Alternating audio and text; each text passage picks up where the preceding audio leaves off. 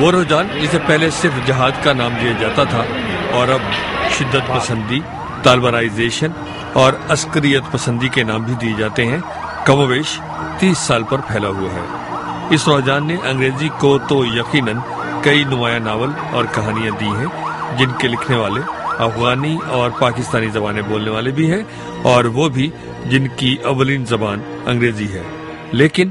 اردو اور دوسری پاکستانی زبانوں میں صورتحال ایسی نہیں اور کوئی خاص کام ذکر میں نہیں آیا۔ سماجی تجزیہ کاروں کا کہنا ہے کہ اردو اور دوسری پاکستانی زبانیں بولنے والوں کی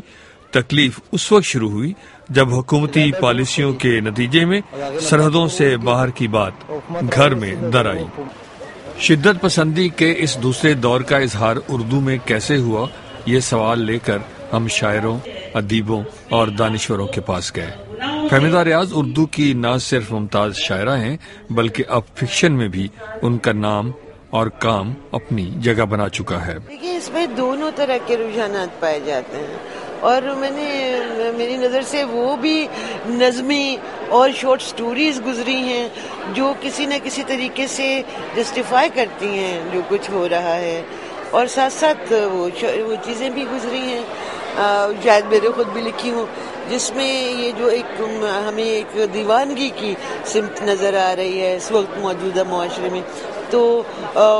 اس کو اس طرح سے ڈیل کیا ہے کہ اس کو ایک گمراہی ہی بنا کر پیش کیا گیا ہے۔ دونوں رجحانات ہیں۔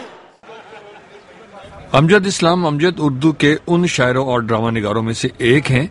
جو انہی 30 برسوں کے دوران ادیبوں میں سر فہرست آئے جن کے دوران شدت پسندی نے ابتدا کی اور پروان چڑھی۔ خود جو لکھنے والے ہیں وہ اس بات کو جانتے ہیں کہ صحافیوں کی طرح ادیب یا شاعر جو ہے وہ اسی طرح فوری ریئیکٹ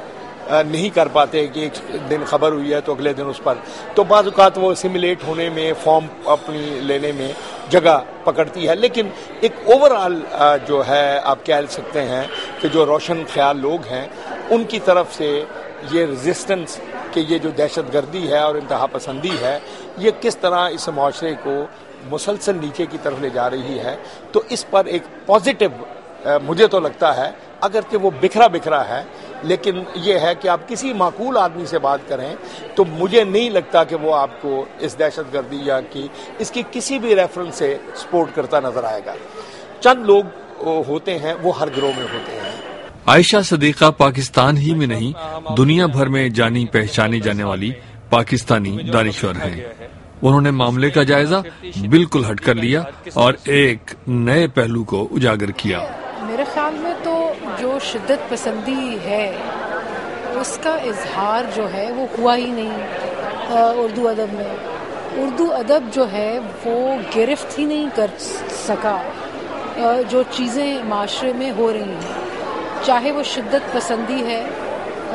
چاہے وہ لیک آف جسٹس ہے، لیک انیکوالٹی ہے۔ میرے خیال میں جو ریجنل اور ادب ہے، سندھی ادب، اس نے اس شدت پسندی کا زیادہ تذکرہ کیا ہے، اس کا زیادہ کہانیوں میں، نظموں میں اظہار ہوا ہے بجائے اردو ادب کے۔ اردو ادب جو ہے جب تک وہ قرۃ العین حیدر اور جو اردو بولنے والے اور ادیب ہیں ان کے سحر سے نکلے گا نہیں اور یہاں اپنوں کو تلاش نہیں کرے گا، تو میرے خیال میں اردو ادب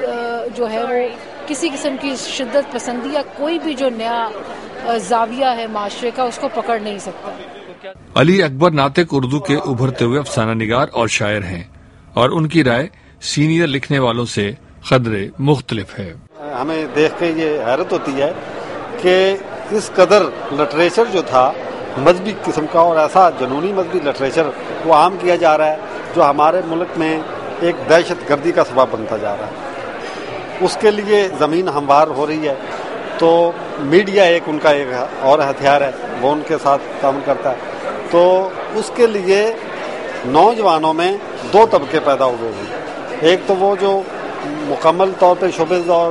رومانیت اور سطحی چیزیں ان کو دیکھتے ہیں، دوسری طرف وہ ایک خاص قسم کا جنونی مذہبی لٹریچر جو عام ہو رہا ہے ان کی طرف جاتے ہیں۔ جو لبرل قسم کے اور سنجیدگی سے سوچنے والے ہیں ان کے وسائل بہت محدود ہیں. مثلاً آپ ایک سنجیدہ پرچے کو ادبی پرچے کو دیکھیں تو وہ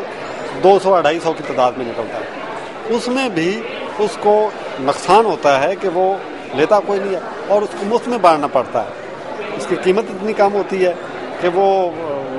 لوگ کہتے ہیں کہ جی ہم ادا نہیں کر سکتے. انور سین رائے، BBC، کراچی.